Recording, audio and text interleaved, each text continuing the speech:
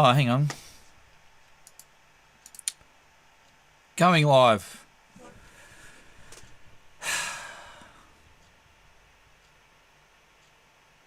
Are we live?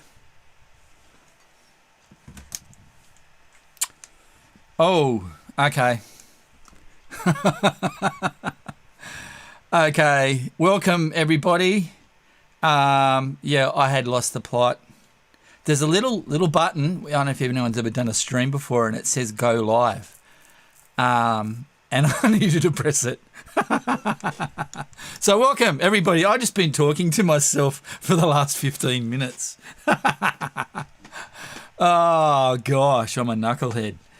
Oh man. So welcome everybody. Welcome everybody. Now, and I'm looking in this camera. All right. So, yeah. So I covered a whole bunch of stuff while you guys weren't connected. Half the show's already gone. Oh dear. Oh my goodness. I'm a knucklehead. Oh, far out. All right. So I'm assuming, can someone please confirm that we are live? Very red face. Okay, yes. Oh my goodness. All right, so yeah, we've got some visitors coming in via Zoom this afternoon. And yeah, hope you'll find it's enjoyable. There was a comment made by a mate of mine, Warren Scott, the amazing drummer extraordinaire, that I made a comment on and sort of talked a little bit about the mental things that go on when you're yes, we're live. Thanks, Mark. I am such a knucklehead. So yeah, so back to what I was saying. What was I saying?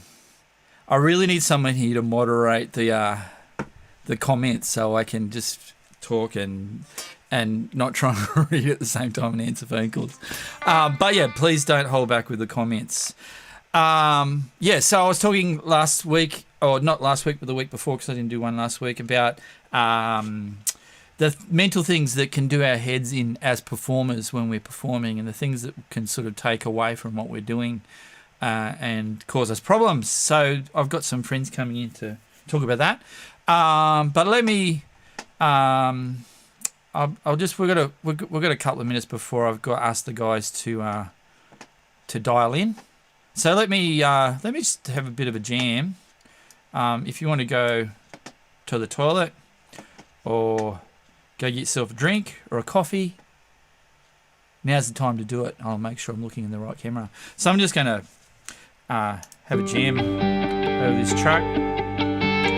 And I'm sure the first time I jammed over this track, before everyone saw what I was doing, was probably going to be a lot better than what it is right now, but who cares?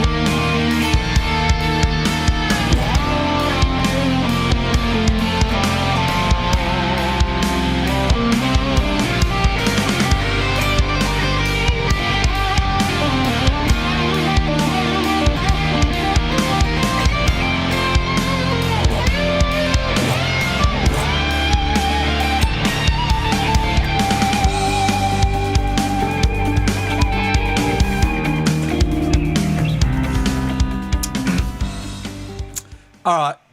All right. There's enough music for you. You don't need any more today. Okay. So, for those of us that have just joined us, welcome. Welcome, everybody. That's probably my fourth welcome for today because I'm looking in this camera.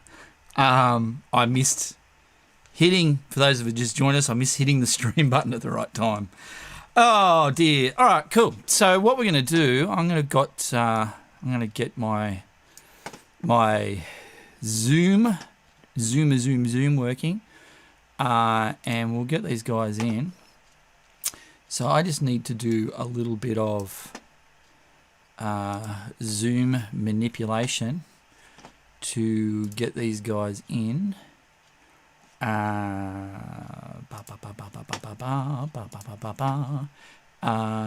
Start virtual camera. Sorry, just talk amongst yourselves while I figure this out. All right, so rightio. So I've got my Zoom window up. Oh, here's my mate Warren Scott coming in for a chat, and I've got my other mate Tim Johnson coming in on as well. And hang on, I'll get myself organised. Oh, here comes Tim. 1, 2, 3, 4. Give me a thumbs up, Woz, if you can hear me. Oh, good work. All right. Okay, Tim's coming in. All right. Sorry. The application I'm using to stream is not very good. All right, it does a good job. No, I won't say that. It's just a little bit tricky trying to get. Tim, how you going? Give me a thumbs up if you can hear me. Okay, cool. All right. Oh dear. Hang on. You got my good side. Yeah, I got your good side. At least in the right spot. Hang on. I'll just have to tweak these things out. Whoa. Okay. So this is amateur hour here at the moment. Can you talk, Woz? Can we hear you? Yeah, I can talk. I got sound issues at my end. Oh dear. But anyway, she'll be right. All right, cool. I'll just make Tim look good, and then I'll.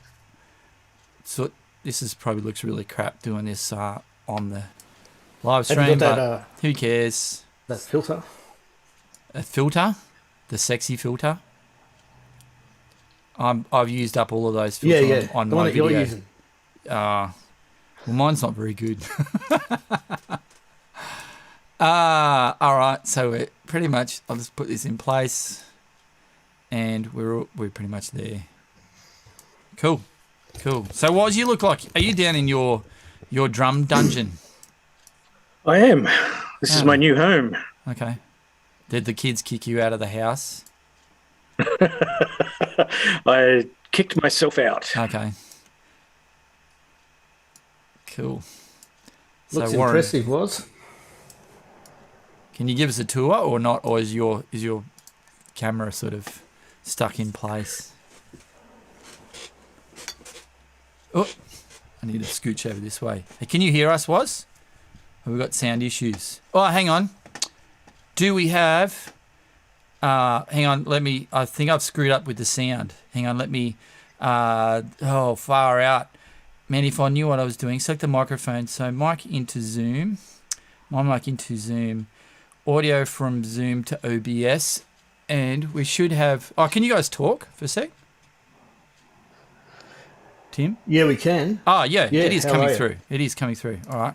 I just didn't see any metering there. I was freaking out there for a second. I got my buddy Troy up on the coast watching. Hey, Troy. Troy. He says just going out to the fire pit to burn his guitar. Why? Oh, you're probably depressed or something, Matt, with your killer tone and your fancy legato licks. I was just bullcrapping my way through it, and man, this thing. Sorry, it's doing my head in. So, can you hear us? Okay. Oh, I think Warren's got problems with sound. But you can hear us anyway, Tim, can't you? But we've lost. Yeah, I can hear you. Oh, far out. Hang on, let me Let me start this again. Get rid of that. Get rid of that. This looks really Who's got crap him when here we're today? doing it live, but anyway. Hey, I'll do a better is Rob job Green next up time. on the smokes? Sorry? Oh, you always look great. I was just reading the comments, and Rob Greenup's on the smokes. On the smokes? What are you doing on the smokes? Yeah. What does that mean? No, I think because your face was red. But No, that was my embarrassment for not hitting the stream button properly. Were you online when I was doing that, Tim? no, I was watching your version of Satriani's Echo. It was depressing. Of what? Very good. Satriani's Echo. Echo. Echo. You know that song? Oh, Echo. that one. Okay, the YouTube one that I put up. Yeah. Okay. Beautiful. Yeah. All right. All right, he's back. Was you back? Yeah, sorry about that. That's all right. Yeah, so I was talking to you the other day, and you said it'd be a good idea we should talk a little bit more about the whole mental approach in our playing and the way that can have an impact upon us, won't you, Warren? Yeah, I think it's a good thing to talk about. So I feel like it's one of those things that people just keep to themselves and they don't know too much about, and it's a real thing that I think that everybody goes through. It doesn't matter how good you are or how much you suck or whatever it is. I think everybody at some point in their time when they've got to perform, it's a real issue for them. And I think it's good for everyone to talk about it, get it out in the open, because everybody suffers from, that fear factor and how it affects your playing. Yep. So what are your thoughts on that? Like, have you had any experiences of that, Warren? I've had plenty. Almost every time I get up on stage, I sort of got to battle the fear thing a little bit. And for me, it's always those three words that run through your brain before you start playing is "don't stuff up." And as soon as you say that, you stuff up. But I think the mentality that you got to try and adopt is it doesn't matter if you stuff up. It really doesn't matter. Unless you're in a recording studio, then there's a problem. But otherwise, it doesn't matter. You got to try and put it behind you. But one case that I particularly remember was I was doing a gig with a fairly prominent singer, and it was an important gig, and there were lots of well-known people there. Who was the singer? Do you want to give the singer am I allowed to say? Yeah, I'm assuming you are. Yeah. Well, it depends on the story. It depends what happens in the story. Yeah. Okay. Well, it was just a gig with, one of Australia's top-rating country singers, Hayley Jensen, and everyone say hi to Hayley if she's watching. She's probably not watching. Hey, why would she bother watching this crap? God, who knows? And anyway, she told me just before we were going on that the guy who produced and played drums on most of the songs that we were doing that night was going to be in the audience. So as soon as she told me that particularly freaked me out. And played the songs 100 times, but it didn't matter. It still freaked me out. So it's just my brain got out of control. And, so naturally I started thinking, don't stuff up. Oh, I'm going to make a fool of myself. Oh, what if I get this bit wrong? All those thoughts run through my head, right up until the point where I think it's just an experience thing. I was able to just talk myself down and just say, look, the stuff. Don't worry about that guy. Just play what you know. Just be yourself. Just focus hard on what you're doing. That got me over it. Just talking yourself down, bring yourself back to ground. Yep, yeah, and that's the biggest thing, keeping a true perspective on what's actually happening without blowing it out of proportion. Yeah, Yeah. Yeah. It But it's was not to say it won't happen again. What were you going to say, Tim? it was good. When I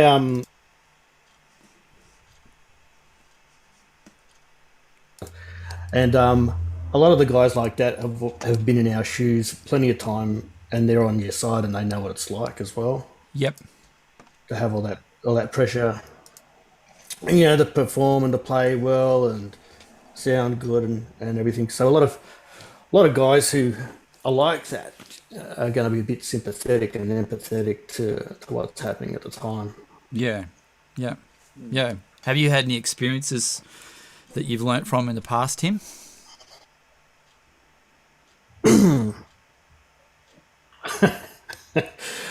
Yeah, plenty of times, and I think the big thing is you got to know what you're doing, whatever show you're doing, whatever song you're playing. If you can know that back to front, that's going to be a big thing. If you're happy with your sound, you got to have good sound guys and good people on your side. And that's what I think. If you learn your stuff and you know it, you got to be confident to play it and deliver it. And Yeah. there's quite a few sides to it as well. There's the performance side and there's the playing side. It's alright if you just like in the studio. It's good, but there's a lot even more pressure because you can't stuff up. Like you can always do another take, but when it's a live performance, that it's all in the moment. And I guess if you do, when you do screw up, which I've done plenty of times, it just sort of passes on, and then you just make sure the next song you play better, and people remember the better stuff than the bad stuff. Yeah. Yep. Yep. Yeah. Yeah, definitely. Have you had any, Tim, we sort of spoke a little bit earlier today and you were talking about auditions for bands, and that can be a pressure situation as well. Have you had any memories from any wild experiences at auditions when you've tried out for bands? Oh, How many bands do let you me reckon you've think. tried out for over the years? Oh, heaps.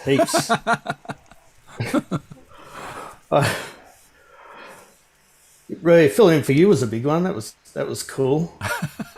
That was that was. I got him by default. There was no one else. Um, I, Was there no one else that tried out for that spot? Surely I, there was. I don't know. Unless they just heard, oh, hang on, this is hot guitar player Tim Johnson. We need to get a handle on It him. could have been, but what was funny that I did the audition and had that first gig down at Leeton, and you had to leave early, so I think you had all your gear set up from the night before, and we did like a run through, and I had like 2 weeks to learn all the songs, and I did as good as I could, and I played through your rig, and Grant the singer goes, "Oh man, that sounded exactly like our guitarist." That's just, probably probably because you were using his gear. But, yeah. And the songs weren't all that hard anyway. But I did one audition that does come to mind. I got early 2000s. I got asked to audition for One Hit Wonders, and I was playing in another band at the time. And but it was when they were getting heaps of gigs, and I was pretty stoked to do it. And I went there, and I was so excited about doing it. I forgot to bring one of my cables, which was I was running the pod at the time, and it used the Ethernet cable from the pedal board to the head. Oh, yep. And Was it the red bean one or? nah, the rack unit one. Okay, yep, yep. I think you remember you having that one. Yeah, yeah. Yeah, and I got there and set everything up, and that was the last thing to connect, and that wasn't there, and they just threw me, and I did a crap audition and didn't get it. Wasn't meant to be. Well, that's really interesting because that's the only audition that comes to my mind was a One Hit Wonders audition as well, Tim. Back in 1990 something or other. Wow. That was probably the only real audition I've ever done. But what you mentioned earlier is what got me through that audition. I ended up getting the gig, which was great, but was being completely organized and knowing what I had to play back to front. Yeah. I could play it backwards, and I was fully prepared. And really, that was the only thing that got me through it, because I was nervous as hell. Yeah. And then, but then I also would, if I was to recommend something to anyone, I'd say don't be afraid of putting a little bit of yourself in there as well, because Yeah. that also helped. That also helped me to get the gig, because they just liked the way I played one particular thing. Yeah. But funny, that one hit wonders. Wow. You can probably get away with that, injecting more of yourself into as a drummer. What do you think, Yeah, Tim? well, to a point. Yeah. Yeah. Yes.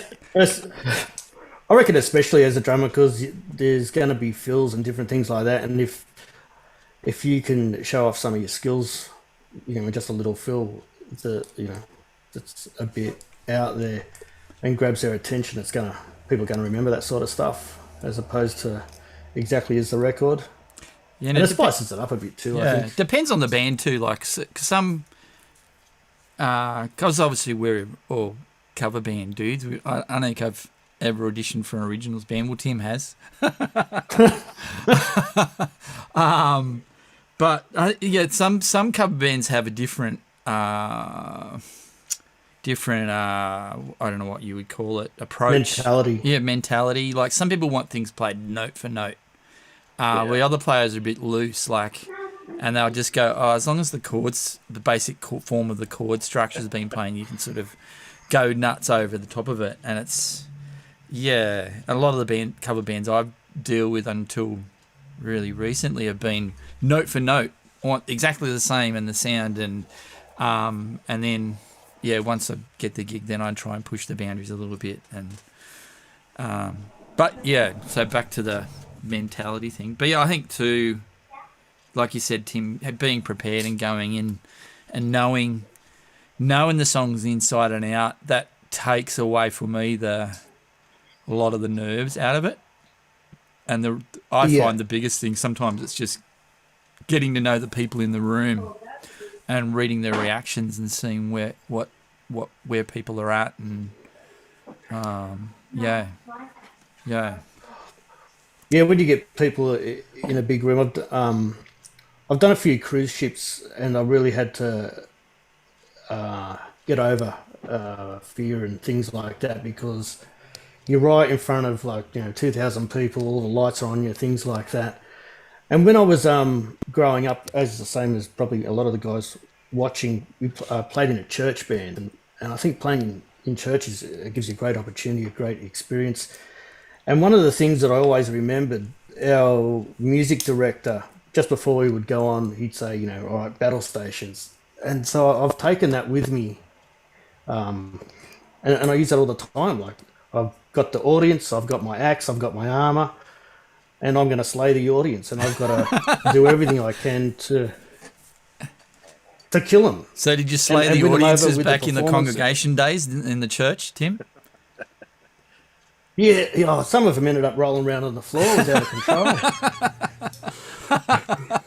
What? Just for interest's sake, can you name the person the music director that used to tell you guys to do that?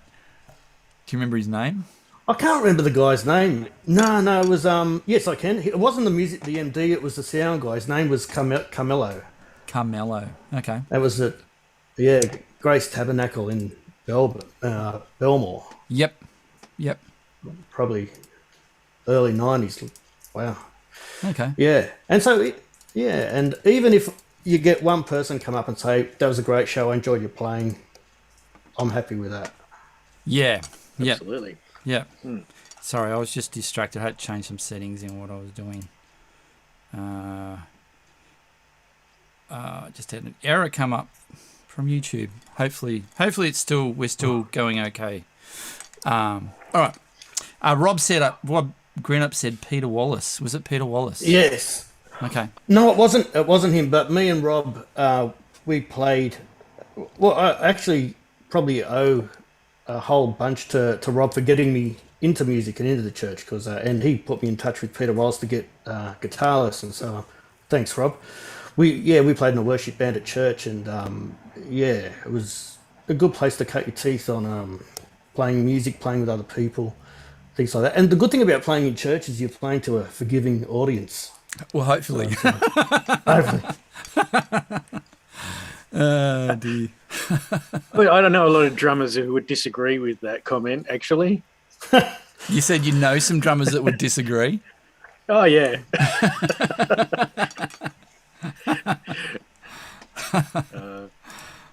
Too But funny. yeah. Yeah, as a drummer, I've probably copped the most negative feedback was from church audiences. It was always, "You're too darn loud, kid." Yeah. All the grannies.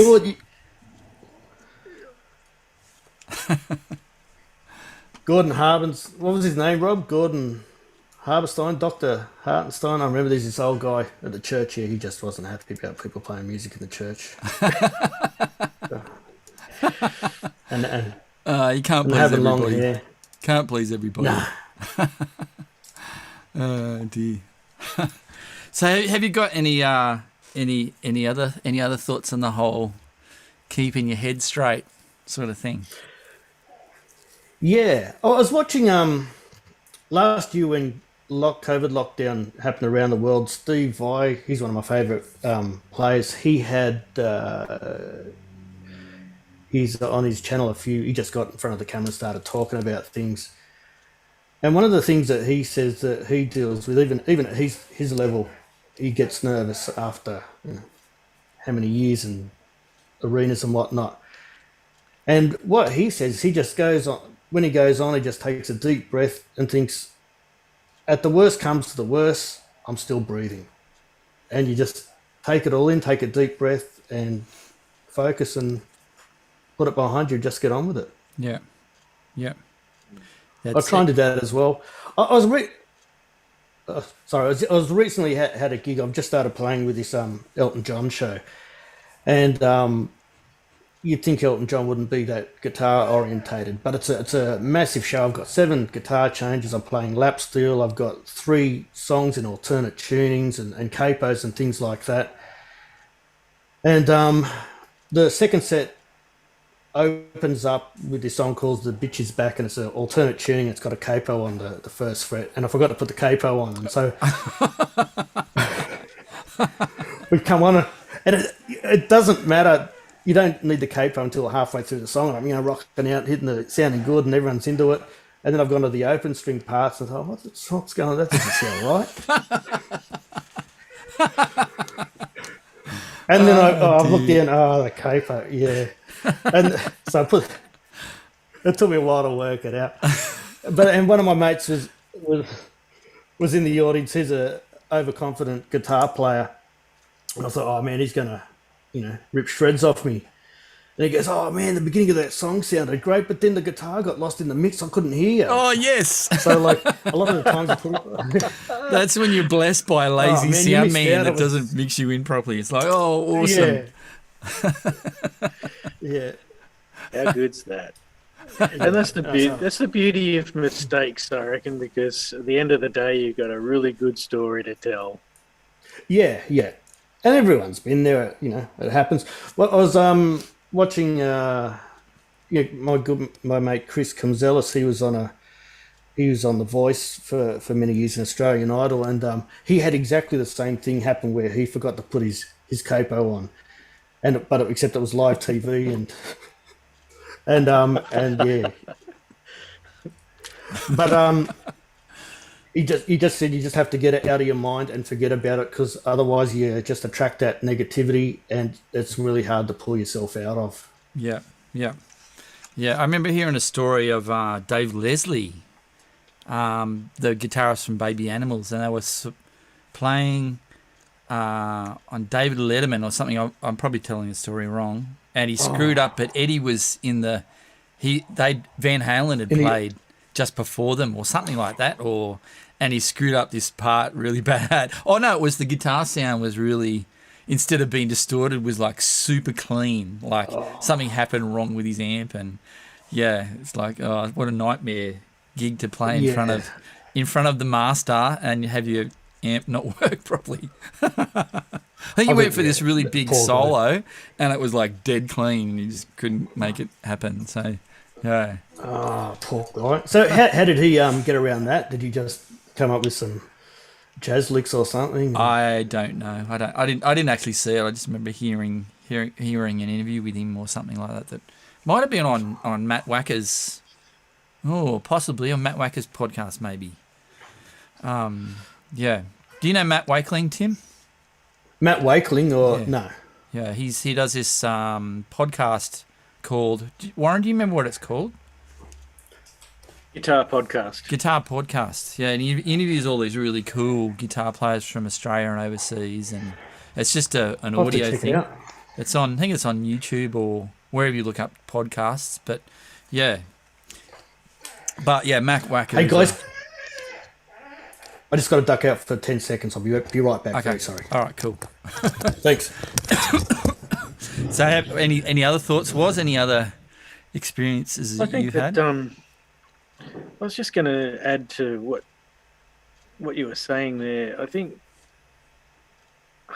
what probably separates the really good guys, it's not that they don't make mistakes. It's just that when a mistake happens, they really know how to cover up for it and just keep going. Yep.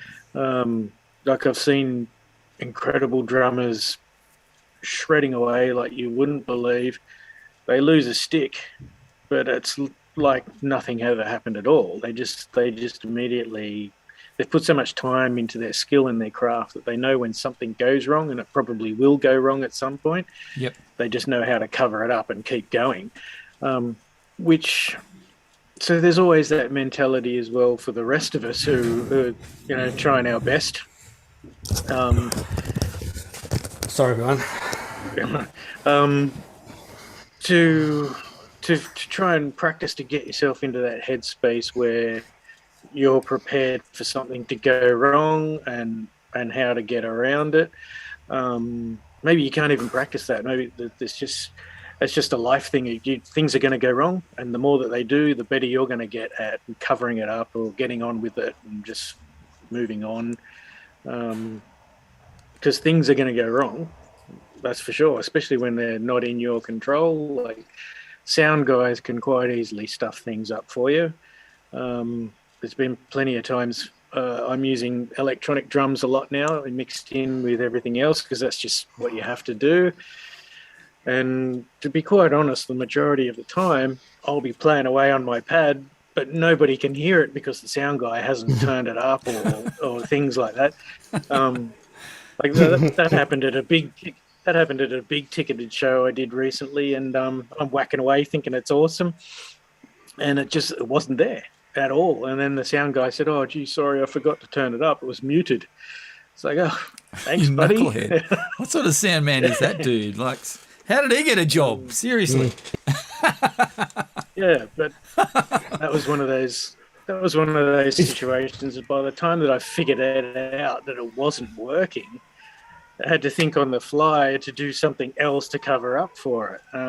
But that's just experience. So if anything, you just got to get out there and you got to play. You just just got to play. You got to play. You got to play. Yep. Strike the sound man again. He could. Sometimes the stuff ups can be good to your benefit, and sometimes they're quite often they're not. But let's not rag on sound man. But yeah. But it can happen, and it probably will. Yeah. That's a spoiler for next week's show. Yeah, let's rag on the sound man. Rob Greenup probably won't tee you for that one. Sorry, Rob. No, you're a good sound man, Rob. I've just mentioned you because you're a sound man. Not that you're a bad sound man. You're a good sound man.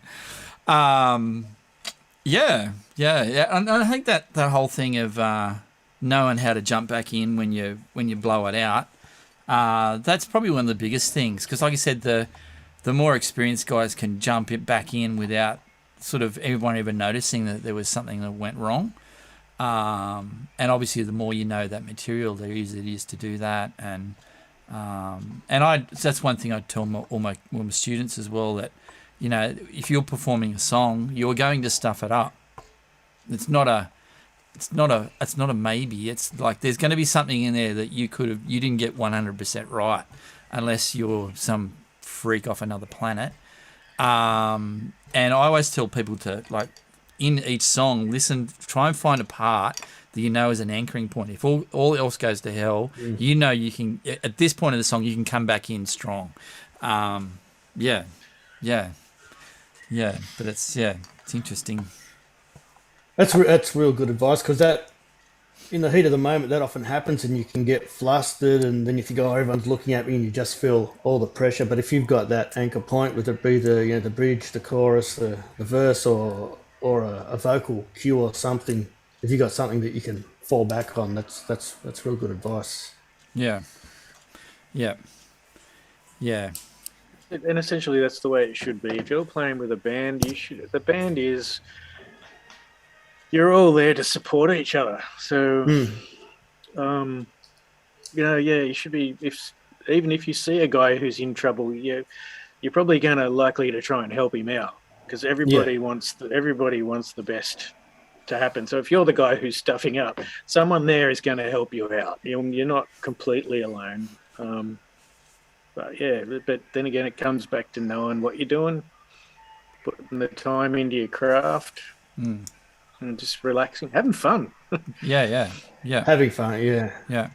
And half the time the audience isn't. Sorry, Bill. Half the time the audience aren't aware that you've made a stuff up. Anyway. Yeah. Our meeting is about to run out because I'm a tight ass and I don't have a paid version of Zoom. Do you want to dial back in, or do you reckon you guys have said your piece, or do you want to come back in, or we're almost at the 5 o'clock? Yeah, I'm happy to come back in. Yeah, all right. Come in. I'll just hang this back up, and then you guys can dial in, and hopefully I don't have to rearrange it again. All right, let's see what happens. Costume change. Yeah, costume change. See how quick you can put a new shirt on. Just don't come back naked.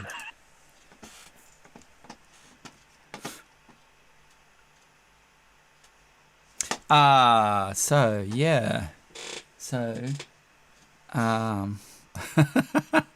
you guys who are viewing are enjoying this, and it's just not a load of BS. I'll start this Zoom meeting back up, and we'll get them back in.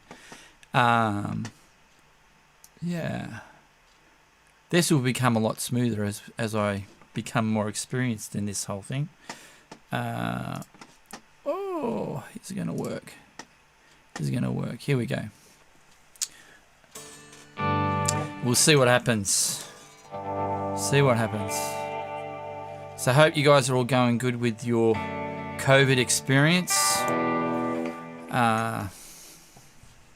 Yay.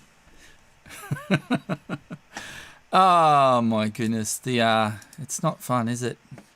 And it would be good to see an end. And I'm sure we will. I had a friend of mine say to me today, he said, you know what? Bad times don't last forever. And that's true. Yes, they don't last forever. But sometimes they can last a long time, which is the worst thing. Oh, dear. So I'll see if they're waiting for them to dial back in. So there's been some hiccups with this whole stream thing today. So we'll see where we end up. That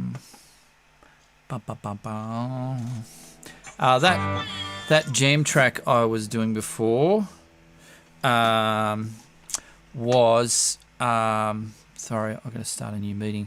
Was by a guy called Elevated Jam Tracks.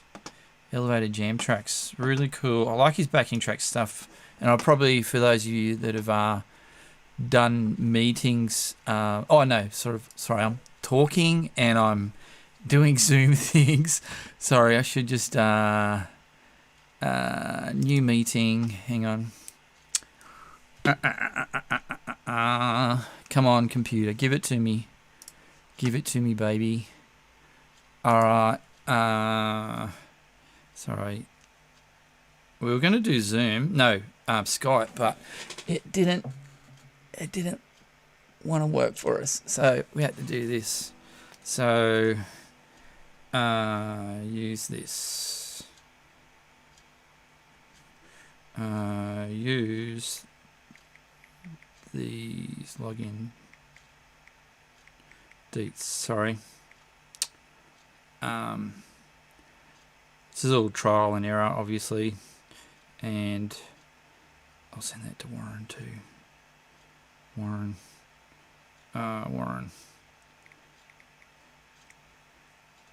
This is where it would be really handy to have a second person in here to do this.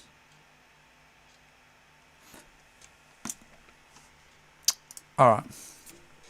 So I'll wait for them to dial in. Yeah, Elevator Jam Track's really cool because he's not just a stock standard chord changes. There's some interesting little things that go on throughout his tracks, which have got some nice changes and a lot of modal sort of thinking too, which sort of breaks you out of the norm of the pentatonic ideas, and yeah, it's really cool. Which I have sort of been drawn into the straight pentatonics with little bits and pieces added around it of recent, because a lot of the time I was I'm very much a major scale player. So if I'm playing in E minor, I'm thinking G major or E minor pentatonic, which is the relative minor. For those of you that didn't already know that. And yeah, so I was always from those sort of riffs. I think the major scale gives you that nice melodic thing going on, but the pentatonic's also that it's got that rock and roll thing going on. But and the thing that I've been enjoying about the pentatonics lately, you get that sort of Eric Johnson thing. Not that I can pull off riffs to his capabilities, but you do get those cool sort of sounds going on. And I'm not even warmed up. Tim, how you going? You dial back in.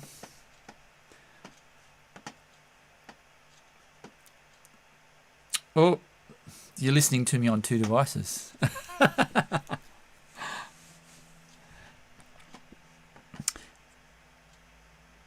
Oh, you can hear the delay. That's really weird. That's weird.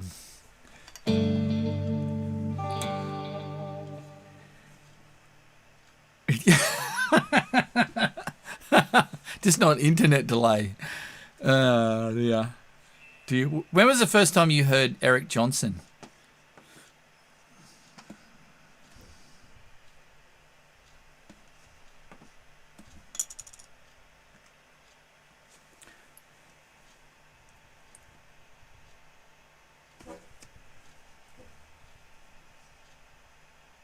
Yeah.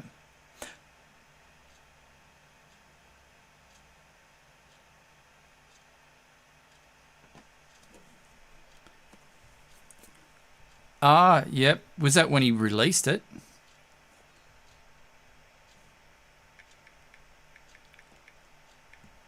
Okay. Yeah. I remember going to one of those G3 concerts with you. When do you remember? Well, it wasn't Eric Johnson, was it? Oh, yeah, from Dream Theater. Yeah. So I'm waiting for Warren to come in so I can do the 3-screen thing before. So for those people in YouTube land, I'm talking to Tim. You can hear Tim. Oh, no, you can't hear Tim. Oh, my goodness. Hang on. Let me... so I was just talking to myself once again. All right, now you should be able to hear Tim. And you can see Tim as well. Hey, everyone, can you hear me? Yes. So I asked you, Tim. So everyone heard my side of the conversation. Now, if you can just repeat what you just said. Okay. The first time I heard Eric Johnson was probably late 80s, early 90s with Cliffs of Dover, probably on one of those guitar player sound page things, and then it sounded pretty cool. And then he was in a G3 with Satriani and Vi when they put that together in early 2000s. Okay. Yeah. Yeah, and we were saying that we went to that G3 concert together with Satriani, Vi, and John Petrucci. I always had problem pronouncing his name. And do you remember the guy? He had his Mike Portney was on drums too. Was he on drums that night? Yes, he was, and he's now playing with Richie Kotzen in the Winery Dogs. Okay. If you haven't gotten to the Winery Dogs, make sure you get into them. But Richie Kotzen's a killer guitar player and killer singer. He's got Billy Sheehan on bass and Mike Portney on drums. Oh, he's an amazing singer. Yeah. Yeah. Amazing player as well. He's just powerhouse. Oh yeah, he kills it. He kills it. And I've stuffed this stupid thing up again. Be good if there was a preset I could just click on. Yeah, I remember getting a little bit over that whole concert thing at one point. Oh yeah. Because it was just shred all night. It was insane. It was good. It was good. But too much of a good thing. Yeah. I think I got ear fatigue or something. I had to go outside a little bit. Sort of the same with Malmsteen. Like the guy's just insanely talented, and I'd love to play half as fast than what he does. But after a while, it all just sort of runs into each other. Yep. Yeah. Have you ever seen him live? Yeah, I did at the Enmore in '90, I think it was. And I remember the first song he just did minimal amount of guitar playing, and the rest was just posing for pictures and kicking picks and rock star moves and hand slaps serious? and high-fives. Flicking his hair around everywhere. Yeah, he's a rock star, man. Oh, he's the rock star of rock stars, that dude. He is. He's earned that right. I love that. Oh, Warren's back. Hey, Woz. Yeah. Oh. You got us? You got problems That's connecting the problem back when you use your my phone is the camera, right? So, okay. Yep. All right, we got you back. We got you back on the thing. All right. Sorry for people that are watching or bothering still watching. They're probably all switched off. We've gone down to 4 viewers, so you're probably viewer number... Warren, you're probably viewer number, 3? Tim's viewer number 4, and I'm viewer number 1. So there's probably another 2 people out there maybe watching. Maybe next time we do this, I can have my stuff organised a little bit better than what I've got today. But yeah, we were just talking about cool shows that we've watched over the years. I don't know if that fits into our topic, but yeah. So, have you got any other advice for guys out there with problems with nerves, or other than drugs and alcohol, or? Look, I don't think if you're going to be let's say playing in clubland and things like that, you're going to be over 18, and you're going to be an adult, even just to get into the place. So, like, hopefully, there's nothing. I don't think there's anything wrong with maybe a slide beer or two to take the edge off your shyness. Yep. I don't endorse any type of drug behaviour, but alcohol, just one to take the edge off or whatever. Yeah. And they'll give you they used to give you a rider. Sometimes now you'll have to pay for the water, but we will be. Wait till we get out of lockdown. They'll screw our pay down. They won't give us any rider, and we'll have to play 4 times as long. Bastards. Yeah, you're probably right. Yeah, that'll happen. You wait and see. Because everyone will cry poor.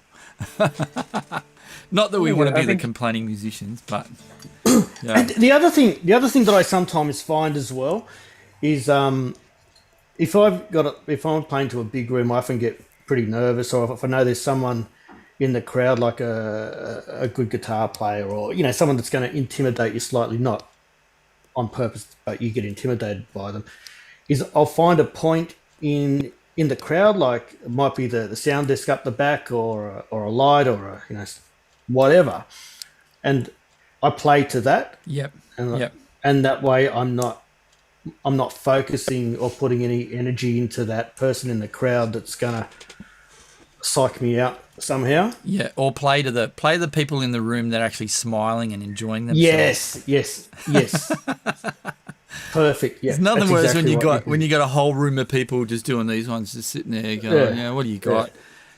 yeah, I've never had a whole room of that, but you often get the old or some punters there, and yeah. yeah, I also I think it's go on. sorry, mate. I No, was you going to go. say it's also well, I find that the trap that we can all fall into is even if you're thinking that there's people out in the audience with their arms crossed and thinking, yeah, what's this guy got? Um, I think the biggest trap that you can fall into is like you've got to try and um, play outside of your own ability to try and impress people.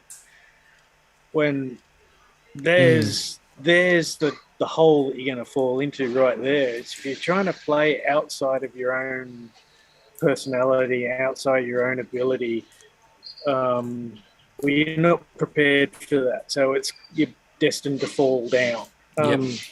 Just play you and be you. yes. Know what your limitations are and be Yeah. happy with that Yeah. and and push that because that's what's going to make you sound good. Yep. Be you. Yep. Be you.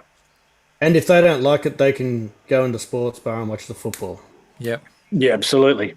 Yeah, Yeah. Or go. and tell you to shut up. Yeah. Yeah. I Yeah. remember my mate Glenn Campbell from Original Sin, the singer.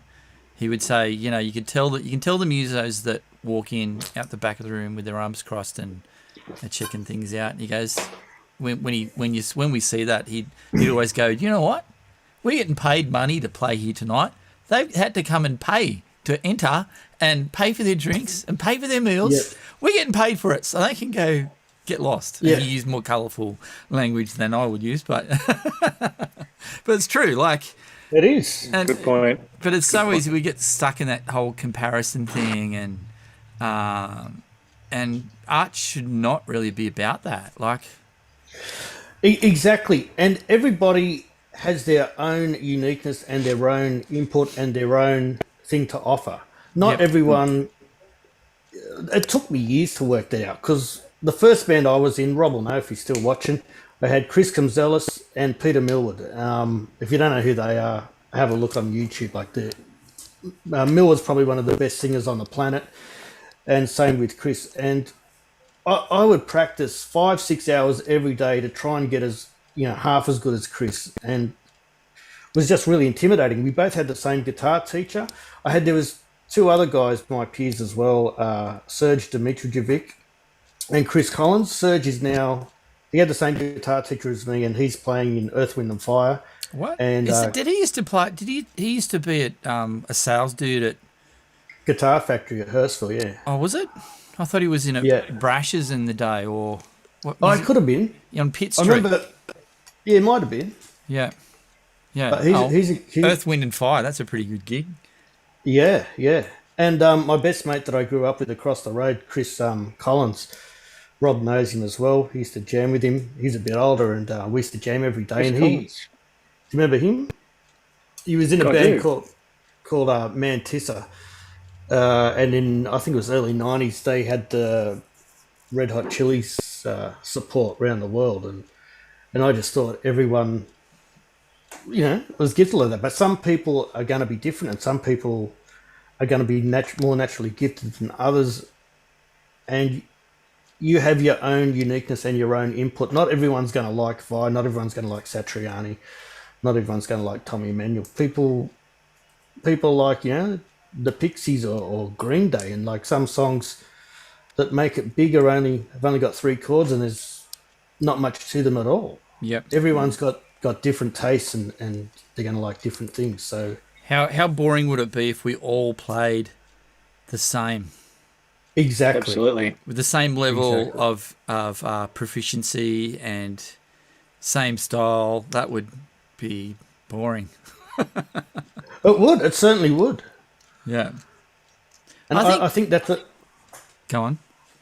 I was just going to say, I think that's a massive thing. If you can just accept who you are and what you do and what you like to do, and if you enjoy what you're doing, that's going to protrude out through what you're doing, and you're going to connect with people on that level. Yep, yep, yep, yep, 100%. Yeah, yeah, yeah. Too. I think another thing too, like with that whole, everyone brings something different to the table too. I think one of the big struggles I think for me is playing too safe. Yeah. Because you often just especially if you know you're under pressure, you just take it back a step. But I think the players that for me who get me excited about music are the players that live on the edge, and you know that they're pushing it, and if they go any further, they will fall over and they'll crash and burn.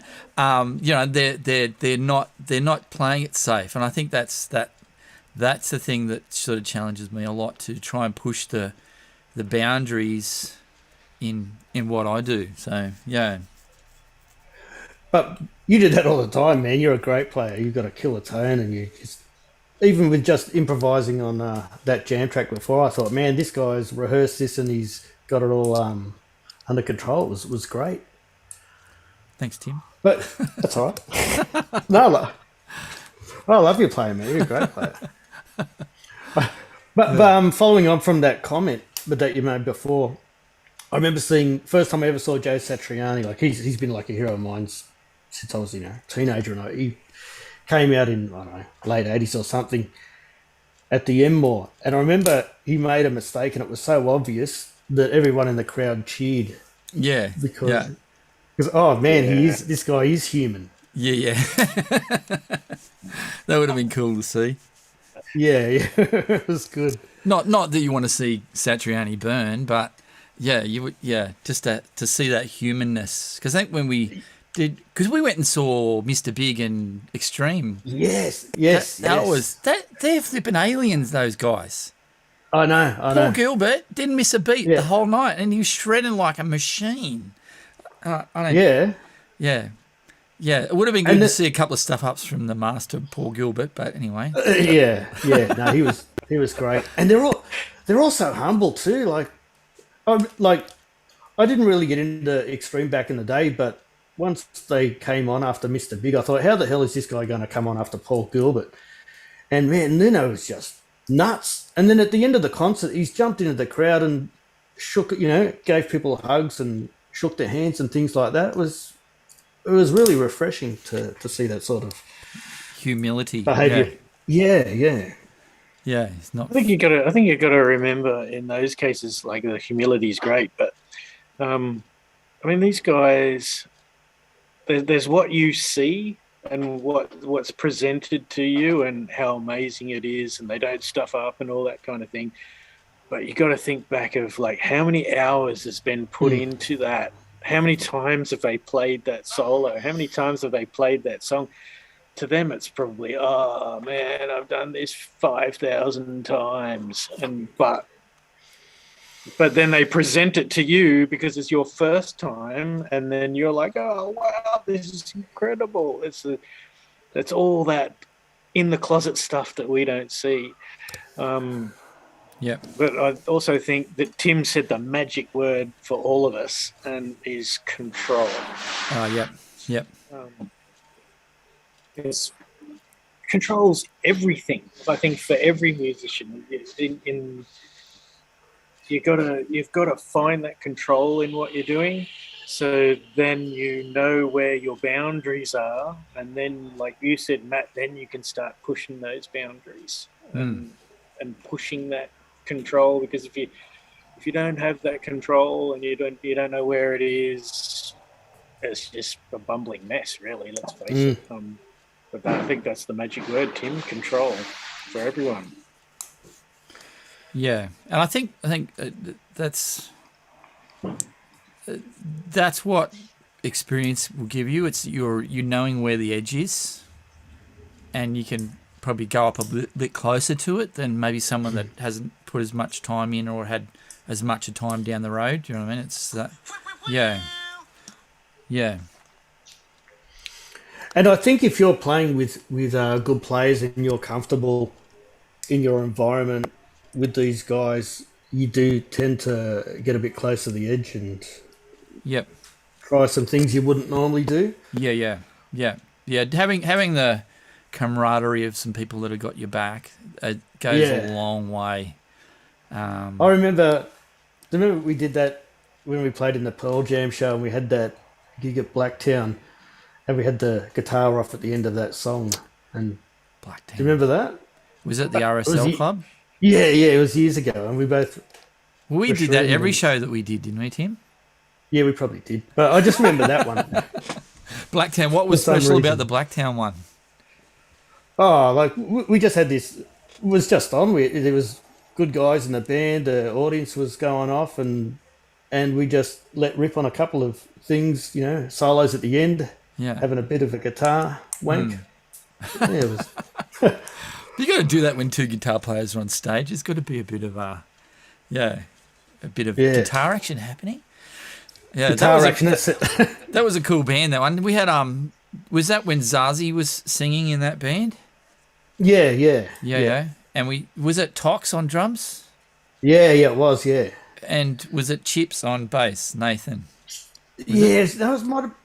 Yeah, we had a few bass players come through. Yeah. Chips, and there's another one of your mates. I can't remember his name. Oh, Matt Breeds? Yes, that's him. Yeah. And then Greg Griffo filled in a couple of times as well. Did he? Don't remember that. Yeah. That might have been after you went. He's played everywhere. Oh, yeah, Griffo. For everyone, that guy. Griffo's a musical prostitute. He'll play anywhere. Yeah. I hope you're not watching Griffo. You're not a musical. You're a good guy, Griffo. I like Griffo. Yeah, he's a good player. So are you, Sam Dowling. I'm yet to see Sam. I want to go watch him. See, I wonder if Sam's watching. I sent a message out to him today, so he might be actually.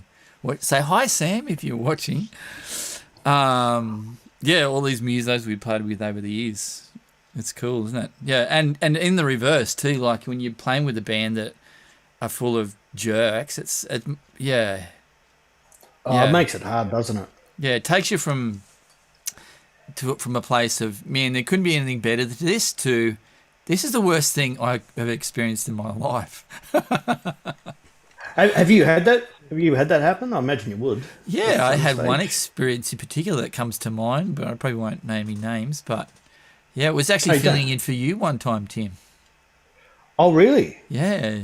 Do you remember that story where we had to play a wiggle set? Do you remember that?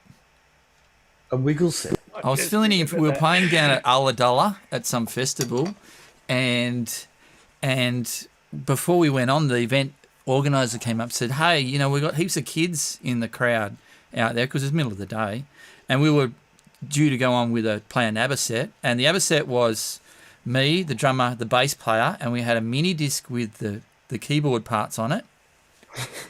And do you remember this story now? No, but you don't. And the event organizer said, "Hey, do you reckon you can play some Wiggles tunes?" And this is before I'd had any kids and had no contact with any exposure to Wiggles. And the drummer piped up and says, "Yeah, we could do some Wiggles. I could sing it." So it's like, what? No. You're gonna play drums and sing? And he went, "No, I'm not going to play drums. I'm just going to sing. You and the bass player can play the music." And I said, "I've never heard any Wiggles songs." He goes, "That's all right." And he got a chord chart and he wrote like scratchy, like the G's and A's, a C chord with no bar marking. So I didn't know how long to play the the chords. And so that was not a good experience. But you don't remember that, Tim? Well, I wasn't there.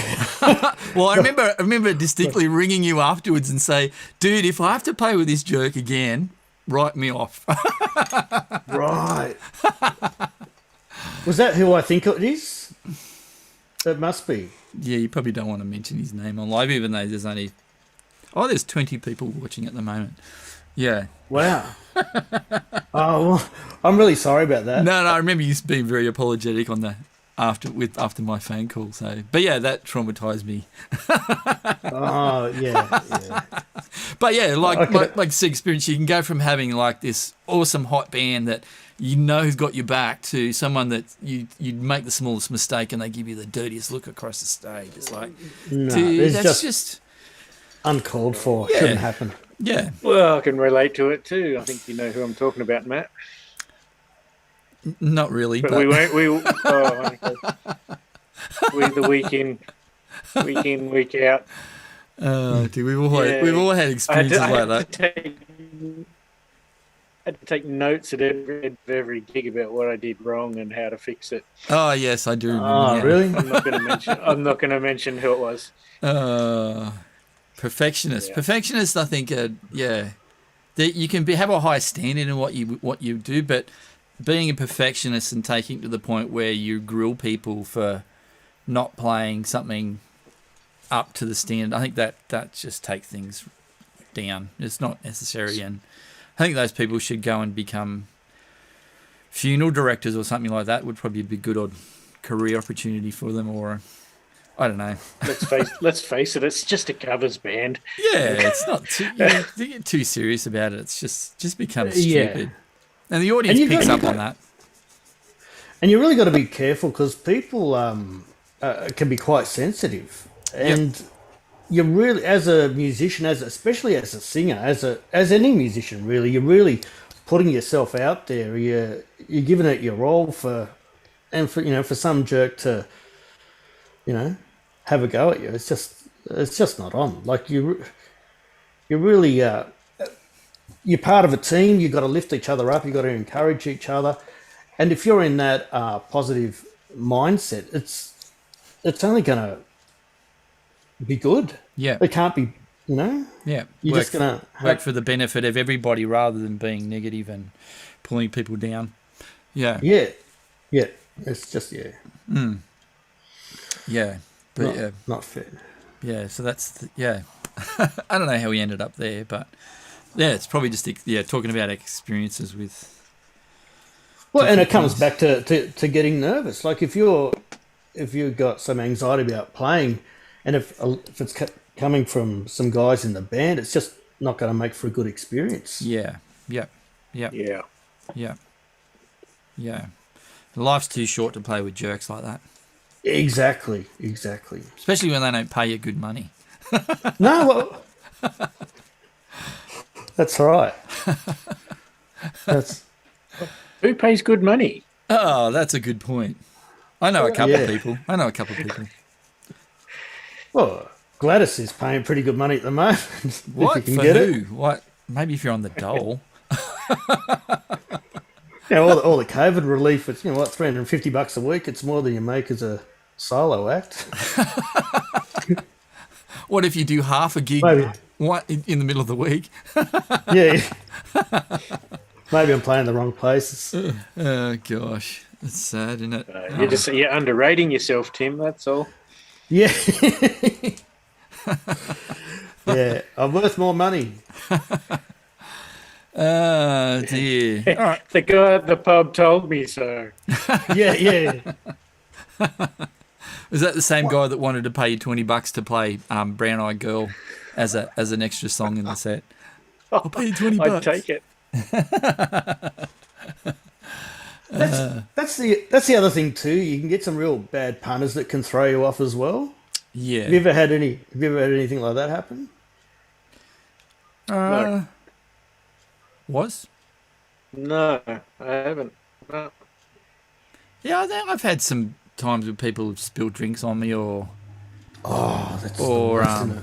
yeah, or being ticked off when you can't play a song that they want you to play at the drop of a hat, and Yeah. which is a bit Actually, stupid. I'm wrong. I remember a gig I did, and I was being eyeballed by some guy, and we were playing just a standard AC/DC song. And after it, he came up to me and said, "You didn't play it right.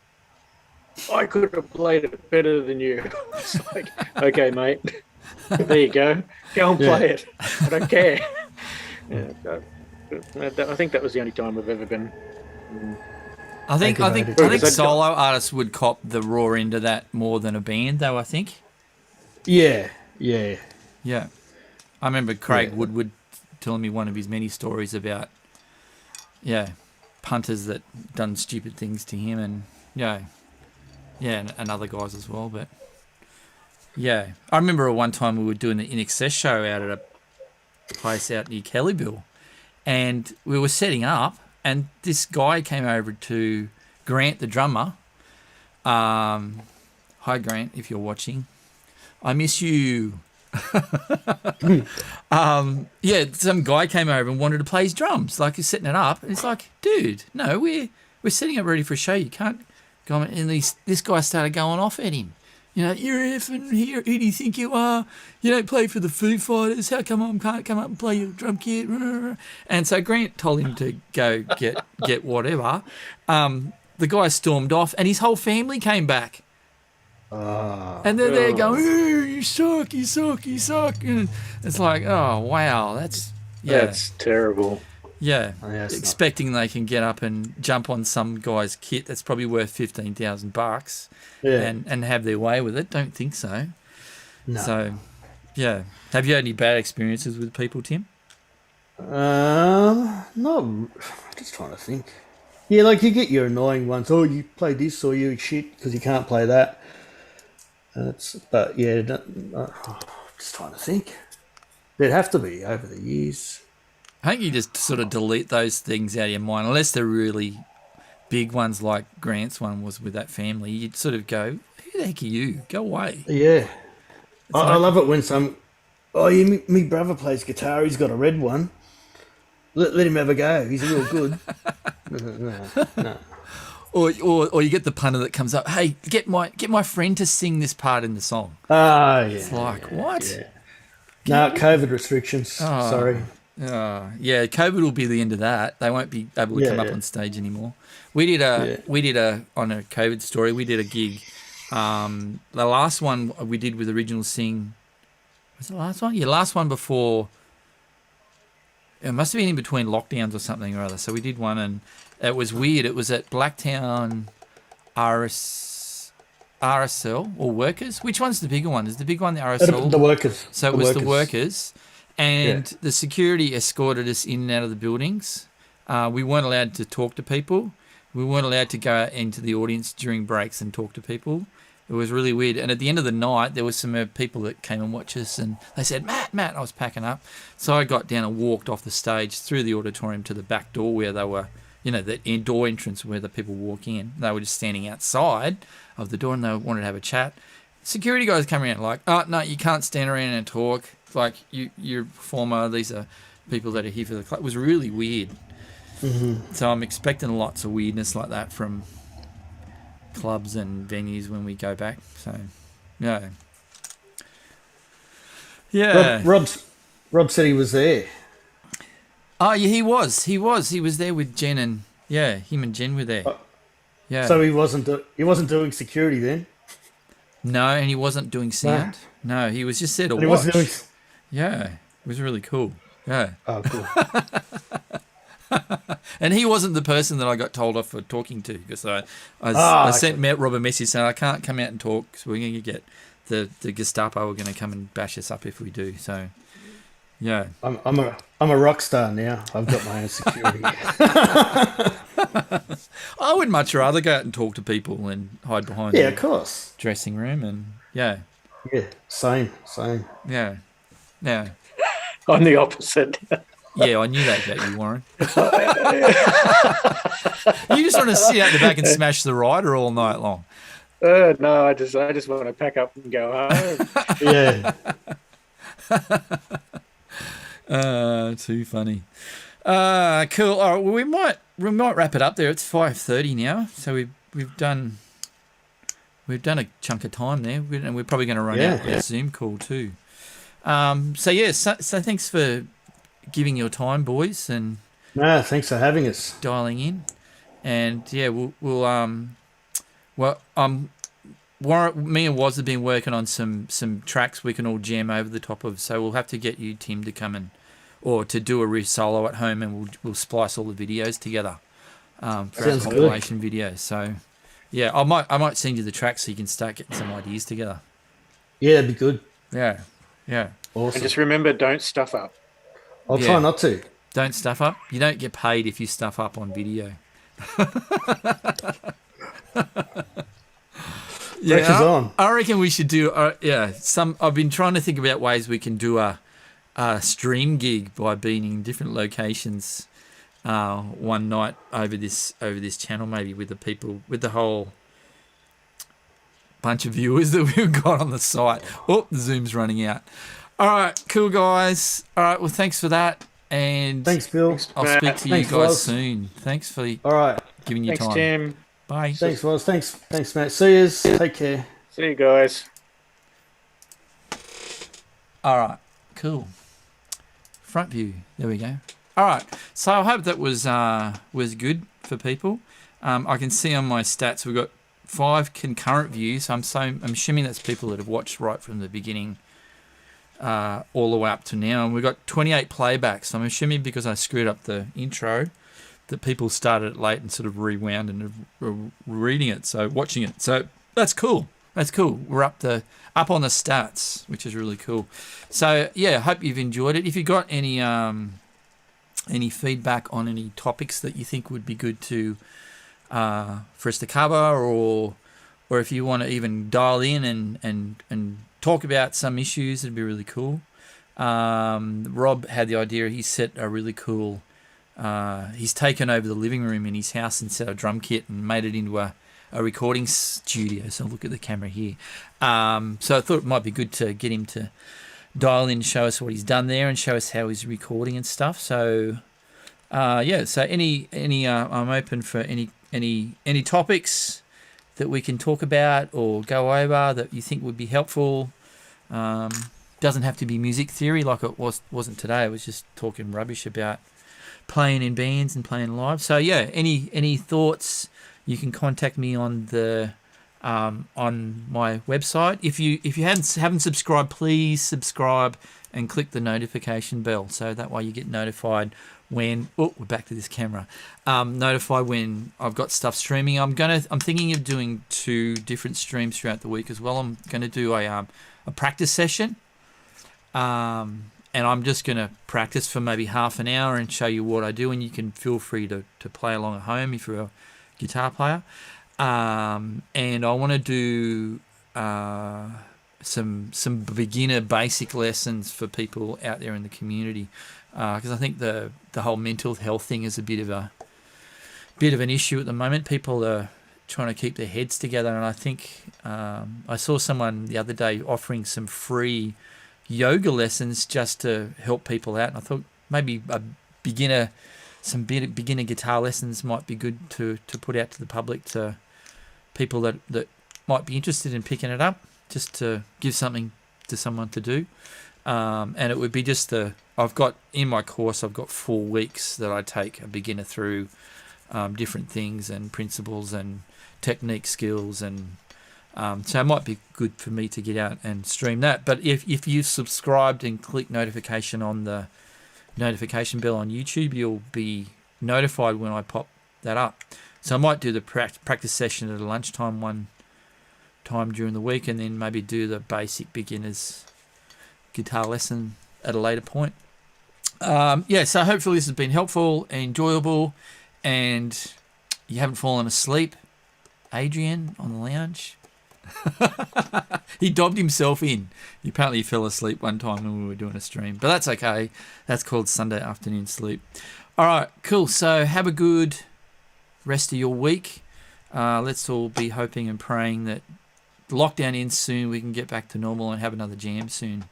So yeah, so have a good week. Catch you next time. See you guys.